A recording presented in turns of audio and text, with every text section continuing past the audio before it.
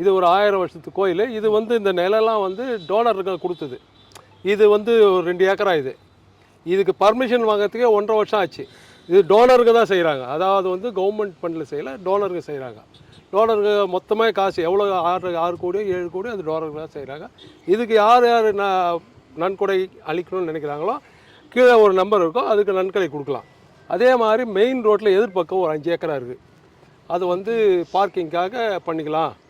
இது டெவலப் ஆச்சுன்னா பார்க்கிங் பண்ணின்னு ஒரு பெரிய அளவில் திருவிழா பண்ணி இந்த கோயிலை இன்னும் நம்மளால் முடிஞ்சாலும் எவ்வளோ இந்த தலைவர் பீரியடில் எவ்வளோ டெவலப் பண்ணணுமோ அப்படின்னா எங்களால் முடிஞ்சதை நாங்கள் செஞ்சோம். தலைவருடைய கனவு இது. இது வந்து இந்த மாதிரி இது ஒரு 141 அடி சிலை நம்ம ஊரில் கட்டணுன்றது தலைவருடைய கனவு. அதை இவர் முன்முயற்சி எடுத்து அவருடைய சொந்த காசு போட்டு இது வரைக்கும் செஞ்சுக்கிறார்.